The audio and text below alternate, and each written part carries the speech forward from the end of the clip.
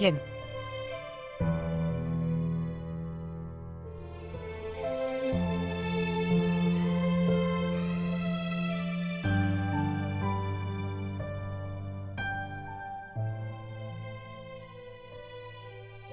ये वही जगह है जहां मैंने जिंदगी के बहुत तकलीफ-दे वक्त गुजारा। अकेले ही रोया करती थी, तुम्हारी खुशियों के लिए ढेर सारी दुआएं मांगा करती थी। साथ बैठते रोएंगे, हो सकता है तकलीफें थोड़ी कम हो जाए।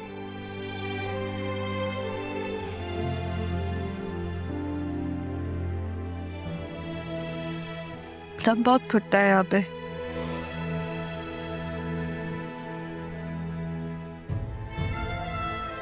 पता नहीं कितनी और जिंदगी गुजारनी पड़े, शायद सारी जिंदगी। अल्लाह ना करे तुम्हें ज्यादा वक्त यहाँ पर गुजारना पड़े। तुम्हारे आगे तो तुम्हारी पूरी जिंदगी पड़ी है,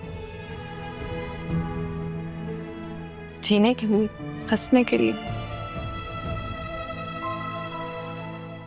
नाना जान सही कहते थे, अल्लाह जब अपने बंदों से कुछ लेता है ना तो उन्हें कुछ देता भी है। जब मेरे पास सब कुछ था तो मेरे पास माँ बाप नहीं थे। आज जब कुछ नहीं है तो मेरी माँ तो है ना।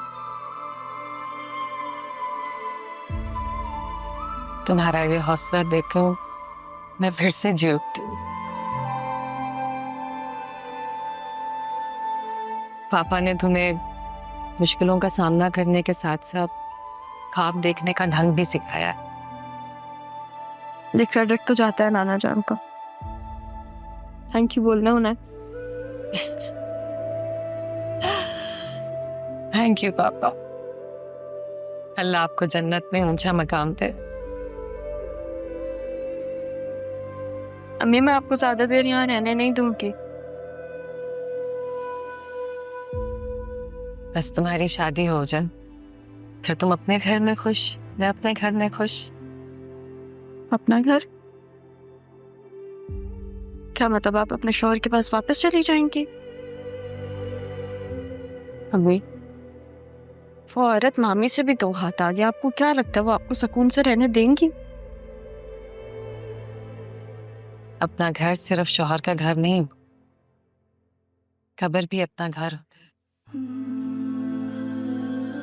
तो या फिर उस कब्र में जो आपके बराबर वाली कब्र होगी वो भी बुक करवा लेंगे। आप जहाँ जाएंगी मैं आपके साथ ही जाऊंगी। तुम्हारी माँ ने इतने दुख इसलिए नहीं झेले, खबरदार जो आइंदा मरने की बात की, समझी? हाँ तो आप भी मत किया करें फिर। अच्छा बाबा नहीं कब।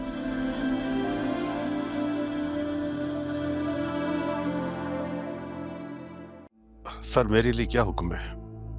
इनके खिलाफ अगवा की रिपोर्ट थी क्या? नहीं सर, वो हमें ऊपर से कॉल आई थी ऊपर कि से कॉल आई और आपने एक शरीफ इंसान को उठा के जेल में डाल दिया। सॉरी सर, वो मुझे नहीं मालूम था कि ये आपके रिश्तेदार हैं। ये मेरे रिश्तेदार हों या ना हों, बिना सबूत के इस तरह का काम करना एक जुर्म है। अब अगर वो लोग आपसे राब्ता करें तो आप मुझे इन्फॉर्म करेंगे, समझ आई? जा सकते हैं आप। Okay sir.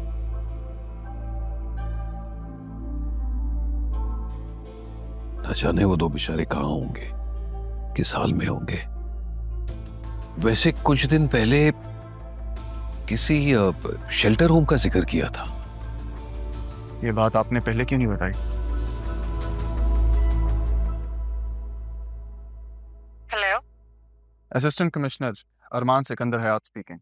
जी सर, मैं क्या मदद कर सकती हूँ आपका? क्या आपके शेल्टर होम में सितारा नामी खातून आई हैं? और अगर वो आई हैं तो अकेली आई हैं या उनके साथ कोई और भी था? सर सितारा अभी भी यहाँ अपनी बेटी के साथ पहुंची है। आप कहते हैं तो मैं आपकी बात करवा देती हूँ। नहीं, उसकी ज़रूरत नहीं है, मैं खुद आकर उनसे मिलूंगा। आप मेरा एक काम कर सकती हैं, बस उन्हें ये मत बताइएगा कि मैंने आपसे फ़ोन पे बात की है। सर सब खैरियत तो है? जी सब ठीक है, प्लीज़ उनका ख़ास ख्याल रखिएगा। खुदा हाफिज़। मिल गए?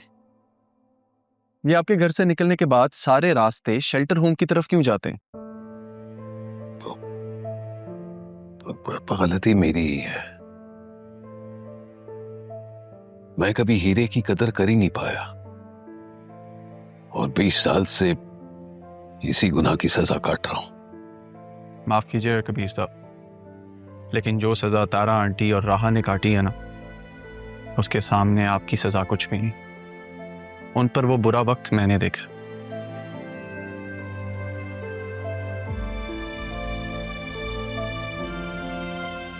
वसीम और जरियून से जरा दूर रहिएगा, उन्हें अब मैं अपने तरीके से हैंडल करूंगा।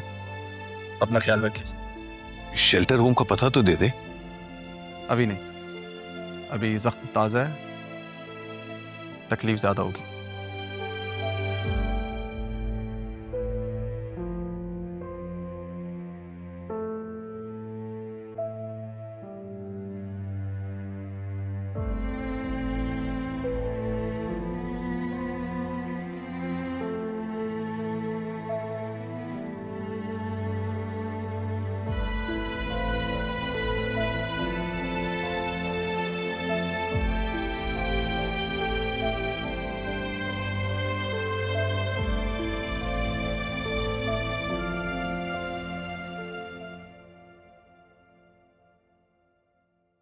अब इस फाइल का क्या करूं?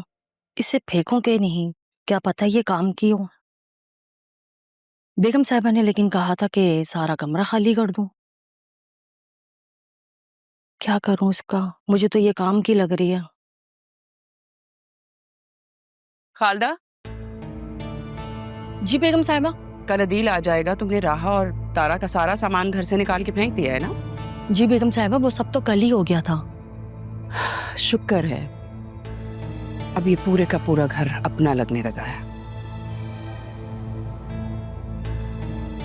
तुमने भी बहुत काम किया है खालदा, इसलिए ये तुम्हारे। बहुत शुक्रिया बेगम साहिबा। या खुदाया, समझ नहीं आ रहा, बात बात पर पैसे दे रही हैं। पता नहीं क्या चल रहा है। अरे वो फाइल,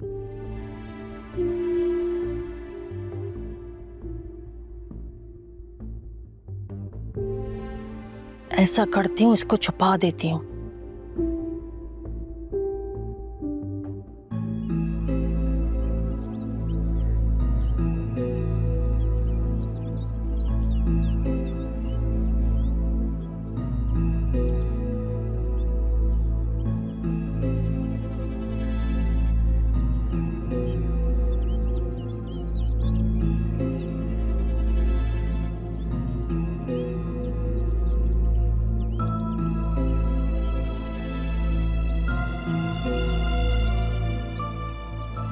क्या हुआ है? ऐसे क्यों टहल रही है? कुछ नहीं, बस ऐसे ही। अरमान से नाराज हो क्या?